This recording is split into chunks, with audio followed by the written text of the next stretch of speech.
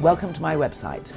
I'm Rosie and I live a 12-minute drive from the centre of London on the Clapham-Balham borders.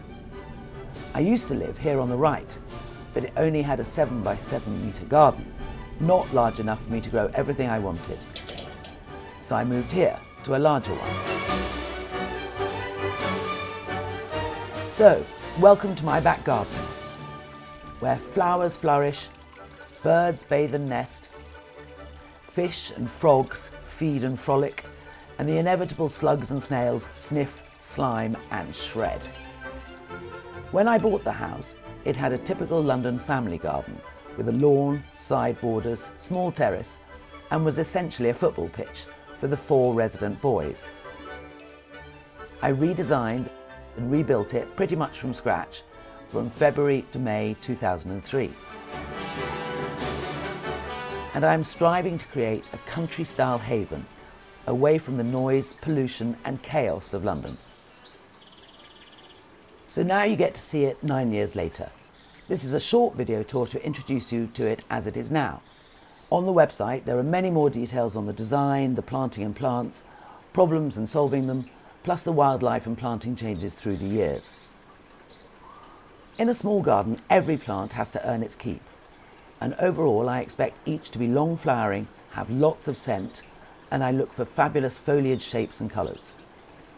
Together they have to create theatre throughout the year, with something in flower and delivering scent or something else special in every bed, in every season, a tall order in a small space.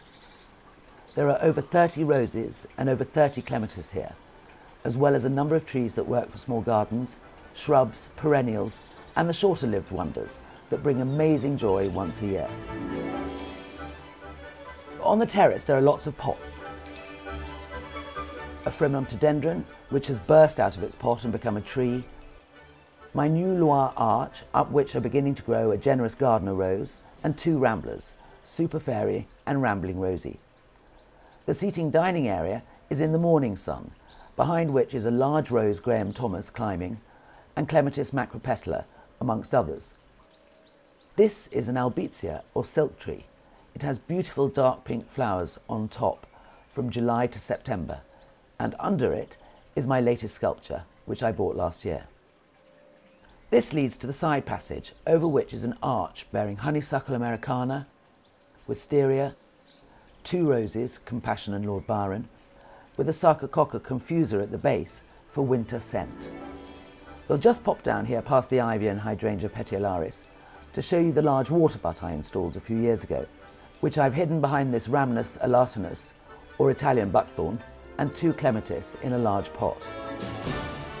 So now back to the terrace, and I've designed the garden view so that you purposefully can't see everything in the garden in one go. You have to explore it. You step off the terrace between 2 large beds or borders. The pink bed on the left has a rowan tree and Philadelphus for structure. Lots of roses, Gertrude Jekyll, Eglantine, Pretty Lady, Susan William Ellis, among others. This is Sensation, which apparently is a hybrid tea and supposedly only 32 inches high, but grows very tall and flowers like a floribunda until the late frosts, and it lives up to its name, so I'm not complaining. The bed has a large white Clematis montana at the back, Brunera, Daphne, tulips and geraniums at the front for winter and early spring colour, Clematis arabella, which scrambles through everything and flowers all season, and dahlias, cosmos, hesperis and saponaria for late summer and autumn colour. I fear the Buddleia Lochinch is growing too big, despite cutting it hard back. It's obviously fabulous for the insects, but might have to go. Hiding behind the pink bed is the rustic swing seat, which is now covered in Clematis montana, Rosa Gertrude Jekyll from the pink bed, and Crown Princess Margarita up the other side. Clematis Prince Charles on one side and Princess Diana on the other, Lanissera Graham Thomas, Clematis Henryi, and Purple Wisteria sinensis Caroline. There was Rosa Penelope, but she's been smothered, and my next task is to cut all this back and I shall plant Rosa High Hopes up one side. Opposite the swing seat, and also hidden from the terrace, is the pond. I've tried to make this area a little Japanesey, with the acers, the bamboo on the fence, the sculpture, but I suppose the Rosa glauca, grasses, irises and the lady by the stream drag it back into English garden territory. This is Big Yellow, a carp I've had for about 6 years and who is now too big for the visiting heron. Sadly, the others are not, and at the moment he only has about 7 other fish to keep him company. The heron come in from the River Wandle and the ponds on Clapham and Wandsworth Commons. This is next door's Philadelphus, filling the air with scent, and this is the hotbed for reds, oranges, yellows and bright purples. At its heart is the Citatus batandieri, which makes a fantastic tree for a small garden. Being semi-evergreen, happy to be pruned to shape, it has huge pineapple-scented yellow flower clusters, which the bees adore, and casts only light shade. I am always surprised that more experts don't recommend it as a tree for small gardens. It's my favourite. This bed is also home to a large Choicea tonata, which I hard pruned earlier this year. A magnificent white wisteria, which has grown all the way round the side passage arch and across the back of the house.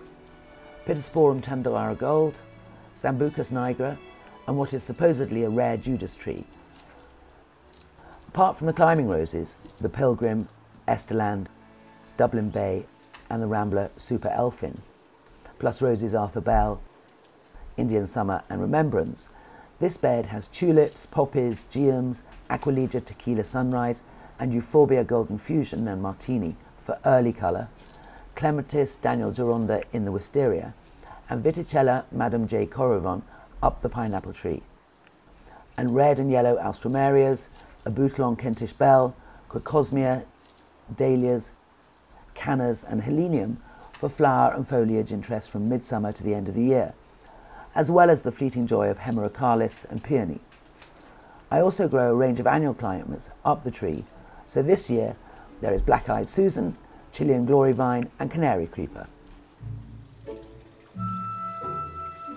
This used to be the veg bed, but it got too shaded, so now I have a Clematis Tower, Crabapple John Downey and 2 Pittosporums, as well as the new perennial Digitalis Illumination Pink, Lamium Ghost and Geranium Roseanne.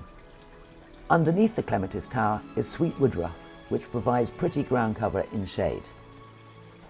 The gated rose arch has its Marie Antoinette hairstyle created by Rosa Philisbide on the right and Rosa Ghislaine de Filigonde on the left. A brood of blackbirds fledged in a nest in there this year. This leads us through to the working part of the garden. This is the shed, which I won't show you inside for obvious reasons, the silver birch and the composter, my glass engraving, Clematis Nellie Moser and Miss Bateman for early north-facing colour, and the greenhouse, with my only cactus and tomatoes in flower. This is where I grow a lot of plants from seed every year, such as the annual climbers, convolvulus, cosmos, poor man's orchid, nasturtiums, and of course the tomatoes. They're all small, sweet, strong-tasting F1 variety cherry tomatoes in red, yellow and purple. And so this is the view from the end of the garden.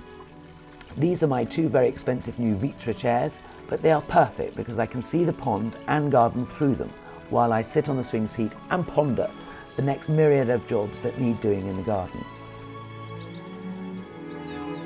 And these are the dogs, wondering what on earth I am doing with this camera on my head. So that completes the short tour. I hope you find the website interesting and useful.